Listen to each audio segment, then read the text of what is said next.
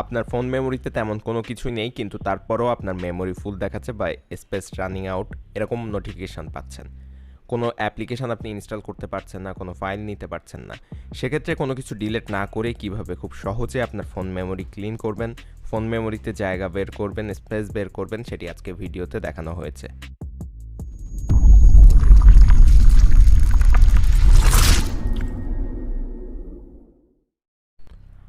আমার ফোন মেমোরিতে প্রায় 45 জিবির মতো ফাইল আছে, কিন্তু তারপরও আমার এখানে শো করছে ফোন মেমোরিতে 53.52 জিবি ফুল, অর্থাৎ মাত্র 450 এমবির মতো খালি আছে।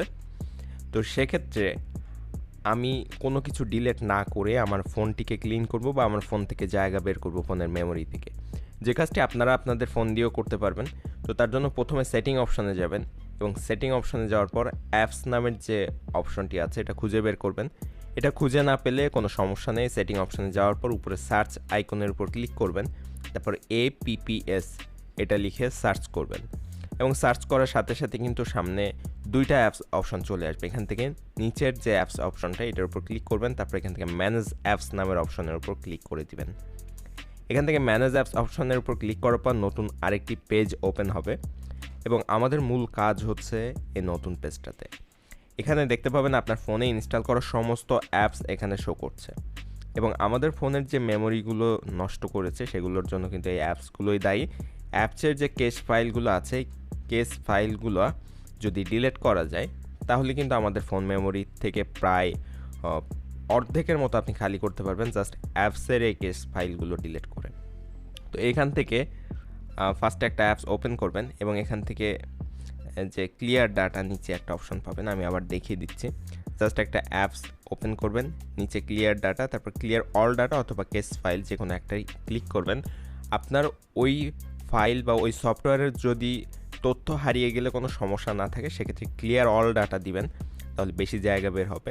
আর যদি ওই ফাইলগুলো আপনার রাখার প্রয়োজন হয়, ধরুন একটা ব্রাউজার অথবা কোনো কিছু যেটার ভিতরের তথ্যগুলো আপনার প্রয়োজন আছে, তো সেক্ষেত্রে আপনি ক্লিয়ার কেস দিবেন, তাইলে ওইটার যে তথ্যগুলো ডিলিট হবে না, কিন্তু আপনার জায়গা বের হবে।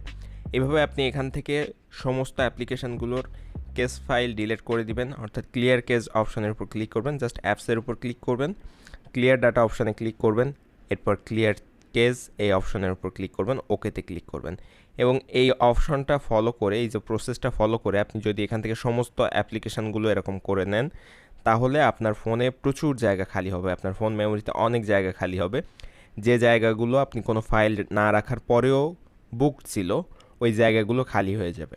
তো এইভাবে আপনি চাইলে খুব সহজে আপনার ফোন মেমোরির যে খালি জায়গাগুলো, কোনোভাবে কোনো ফাইল নিয়ে অথচ জায়গা বুকড হয়ে আছে সেগুলো খালি করতে পারবেন। অথবা আপনি হোম পেজে এসে কোনো একটি অ্যাপসের উপর ক্লিক করে ধরে রাখবেন এবং সেখান থেকেও করা সম্ভব। এটা আমি দেখিয়ে দিচ্ছি। ধরুন এই অ্যাপসটা, এই পিকচার অ্যাপসটা ক্লিক করে ধরে রাখবো, অ্যাপ ইনফো অপশানে ক্লিক করব, তারপর এখান থেকে ক্লিয়ার ডাটা অপশানের উপর ক্লিক করে ক্লিয়ার কেসের উপর ক্লিক করলে কিন্তু হয়ে যাবে।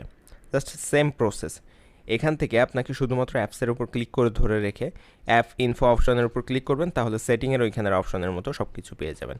এরপর আপনার ফোনের যে ক্লিনার অ্যাপস আছে ওই ক্লিনার অ্যাপস দিয়ে জাস্ট নর্মালি ক্লিন করে নেবেন ফোনটা এবং ফোন ক্লিন করার সাথে সাথে কিন্তু আপনার ফোন মেমোরির যে জায়গাগুলো বন্ধ ছিল বা যে জায়গাগুলো বুক ছিল সেগুলো কিন্তু খালি হয়ে গেছে। আমি কয়েকটা অ্যাপস করেছি, এর মধ্যে এখানে খেয়াল করলে দেখবেন আমার ফোনে কিন্তু প্রায় 1 জিবির মতো জায়গা খালি হয়ে গিয়েছে।